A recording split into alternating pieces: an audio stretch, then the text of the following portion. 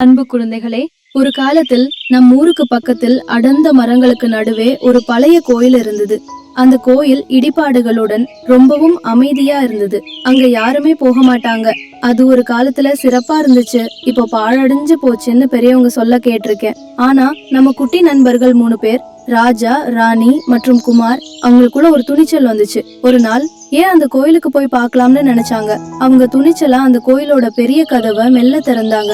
உள்ள சூரிய ஒளி சிலந்தி வலைகளோட கலந்து ஒரு மாய உலகத்தை திறந்து காட்டியது. உள்ளே போனதும் அந்த இடம் ரொம்பவே அழகாக இருந்தது. தூண்கள்ல இருந்த சிற்பங்கள், சுவர்கள்ல இருந்த ஓவியங்கள் எல்லாம் ஒரு கதை சொல்வது போல இருந்தது. ராணிக்கு ஒரு யோசனை வந்துச்சு. இவ்வளவு அழகான கோயில்ல ஏதாவது ஒரு ரகசியம் இருக்காதான்னு யோசிச்சா. அவளோட கூர்மையான பார்வை ஒரு பெரிய தூண்ல ஒரு சின்ன குறியீட்டை கண்டுபிடிச்சது. அது ஒரு பூ வடிவில் இருந்தது. ராஜாவும் குமாரும் அந்த பூ வடிவத்தை பார்த்தாங்க. இது ஒரு புதர்னு குமார் உற்சாகமா சொன்னான். பக்கத்து சுவருல அதே போன்ற பூ வடிவம் இருந்தது. ஆனா அதுல ஒரு சின்ன கல்ல காணவில்ல. அந்த கல்லை எங்க தேடுறதுன்னு அவங்க யோசிச்சாங்க. அங்க இருந்த தூண் ஒன்றின் அடியில ஒரு பெரிய கல் தளர்ந்து கிடந்ததை பார்த்தாங்க. அந்த மூவரும் சேர்ந்து அந்த கல்லை மெல்ல நகர்த்தினாங்க.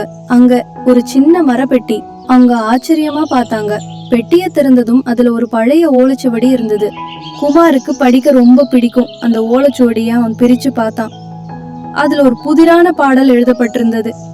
அந்த பாடல், நீர் எங்கு உறைந்ததோ, ஒளி எங்கு ஒளிர்ந்ததோ அங்கே பாதை திறக்கும் அப்படின்னு சொல்லியிருந்தது. நீர் உயர்ந்ததுன்னா என்ன, ஒளி ஒளிர்ந்ததுன்னா என்ன அப்படின்னு யோசிச்சாங்க. ராஜாவோட கண்ணு கோயில் பக்கத்துல இருந்த ஒரு பாழடைந்த கிணற்ற பார்த்தது. அங்கே நீர் உயர்ந்திருக்குமேன்னு சொன்னான். மூவரும் கிணற்று பக்கம் போனாங்க. கிணற்றுக்குள்ள பாழடைஞ்சிருக்கிற மாதிரி தான் இருந்தது. ஆனா ராணிக்கு ஒரு யோசனை வந்துச்சு. அவங்க ஒரு சின்ன கல்ல கிணற்றுக்குள்ள போட்டாங்க.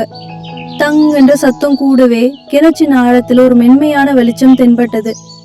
அது ஒரு மாய நீரூற்று போல இருந்தது. அந்த ஒளியை நோக்கியே அவங்க போனப்ப அங்க ஒரு சிறிய பாதை தெரிஞ்சது. அந்த பாதை மெல்ல ஒரு மறைந்த அறைக்குள்ள கூட்டிட்டு போச்சு. அங்கே ஒரு பெரிய அழகிய அறை. சுவர்கள்ல அழகான ஓவியங்கள், நடுவுல ஒரு மேடை. அந்த மேடையில ஒரு பெரிய பனை ஓலைச்சுவடி ஒண்ணு ஒளிந்துகிட்டு இருந்துச்சு.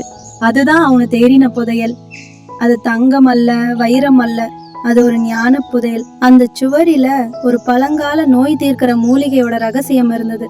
அல்லது தங்க கிராமத்தோட தண்ணீர் பிரச்சனைக்கு தீர்வு காண்ற வழிமுறை இருந்தது. இது ஒரு அற்புதமான கண்டுபிடிப்பு. இது தங்கம், வைரத்தை விட ரொம்பவும் மதிப்பு மிக்கது. ஏன்னா இது அவங்க ஊருக்கும் மக்களுக்கும் ரொம்பவும் உதவியா இருக்கும்.